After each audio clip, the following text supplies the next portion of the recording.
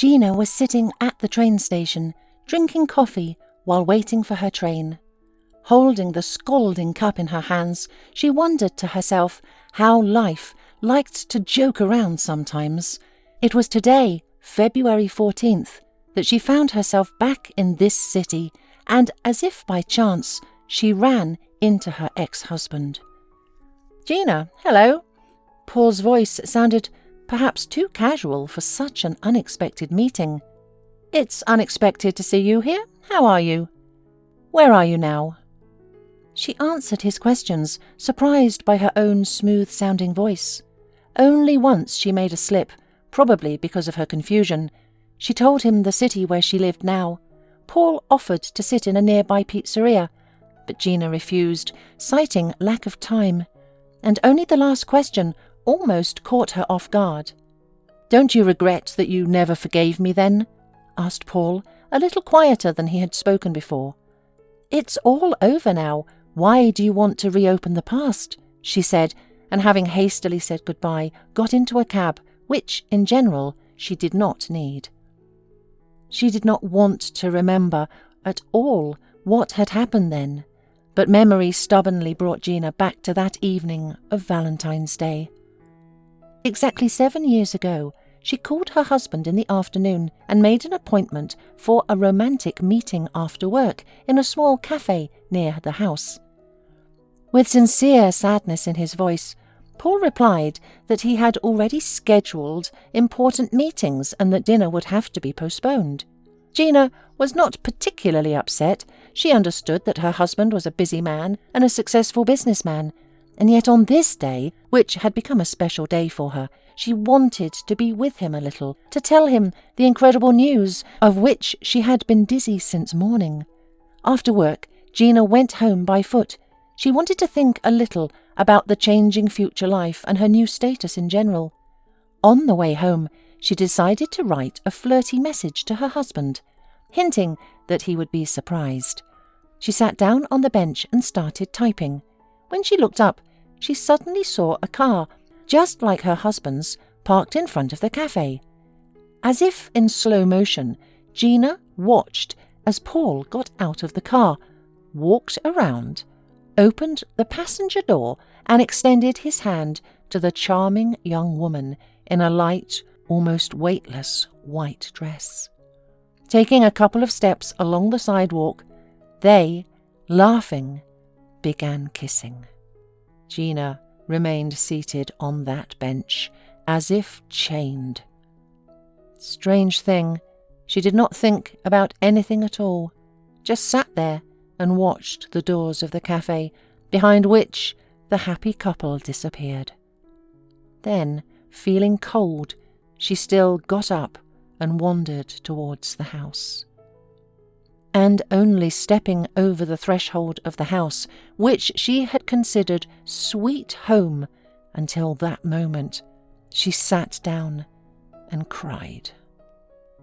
Then there was a divorce, some quick, crumpled. Paul desperately apologized, but Gina mentally set the cross on family life and did not think about forgiveness. She just went to her hometown, stopping any communication with her ex-spouse. There was a parental apartment a couple of years before Gina's mother died.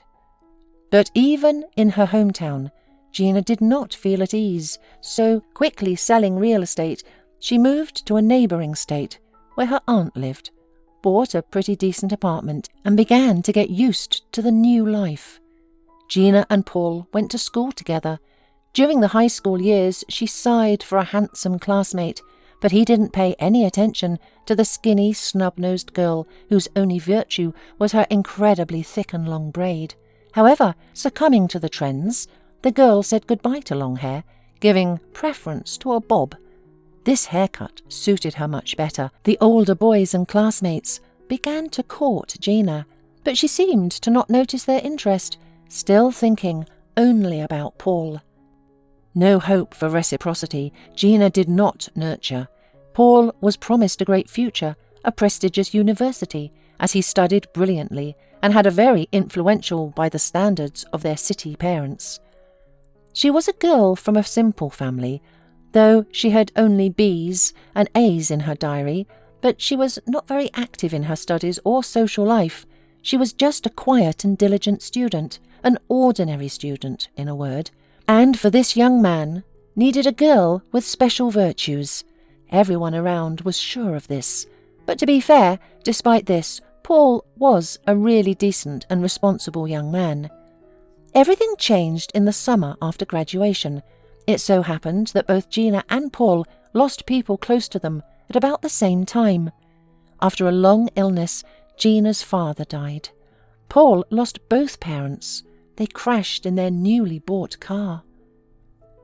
The whole class came to support the boy at the funeral. The classmates came up to their friend in a confused and sympathetic manner, hugged him, slapped his shoulders, which he did not pay much attention to, and only Gina, who had seen her father off a couple of weeks before, cried, leaning on Paul's shoulder.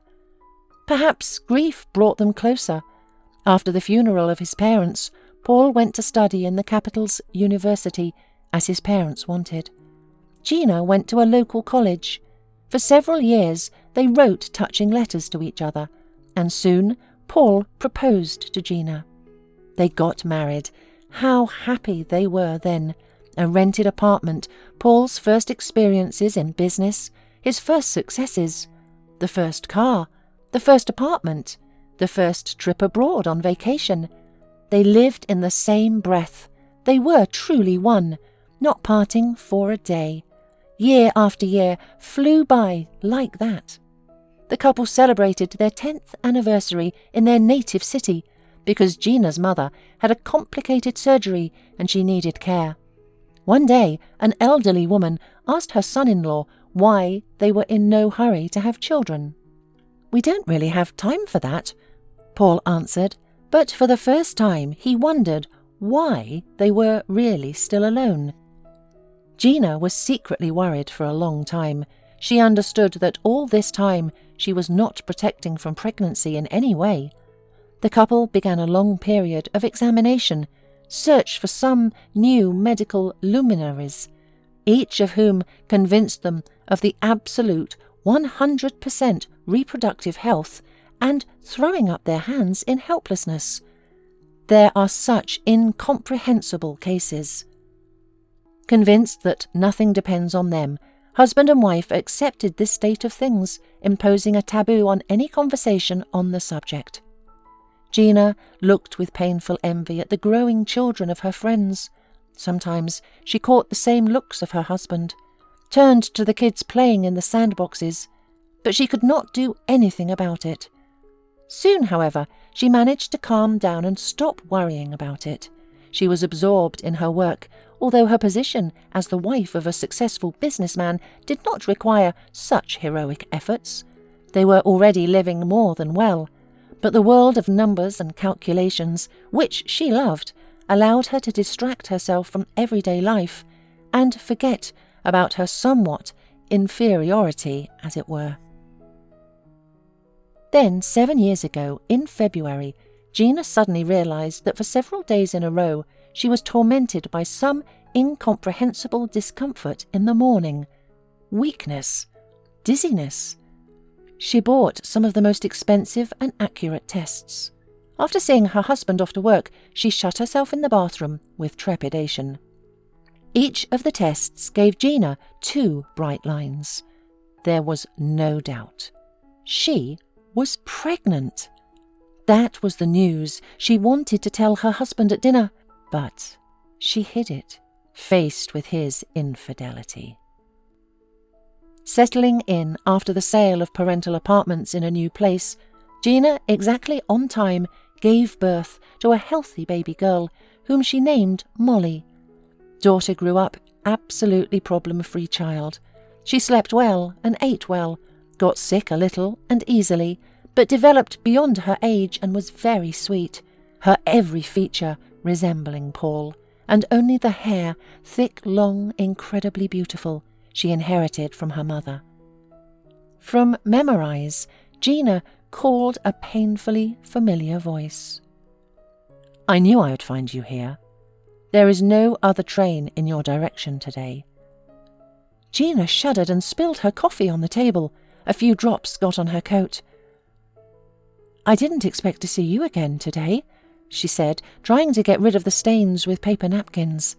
It was a futile exercise, so Gina, apologizing, went into the bathroom, taking her purse. She did not even remember her phone, which was on the table. After 10 minutes, having put her coat and her thoughts in relative order, Gina returned, and did not recognize Paul.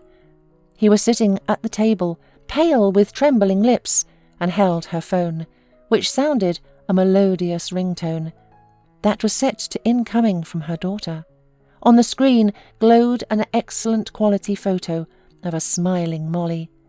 Gina snatched the phone out of her ex-husband's hands and tried to disconnect the call, which she failed to do. Her hands trembled treacherously. After coping with the sensor, she sank dolefully into the chair across from Paul. "Daughter? I have a daughter," he said, either asking or stating the obvious. "How could you? How could you keep this from me?" Gina was silent because she was not prepared for such a conversation at all. "Gina, of course, I acted meanly, nastily then, but I punished myself, so I live alone. All these temporary girlfriends do not erase the memory of you, no matter how hard I tried." "But the daughter?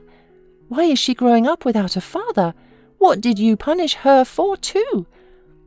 What story did you come up for her?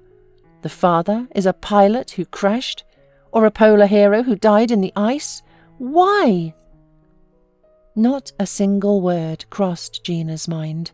Not a single word that she could somehow explain herself to Paul. And only the distinct understanding that she had never been able to stop loving him during this time was growing in the woman's mind. "You can object all you want, but I'm going with you," said Paul firmly. Then he took his head reproachfully and added, softer, even tenderly, "Oh, my dear Gina." And Gina smiled. No one had called her that in a long time.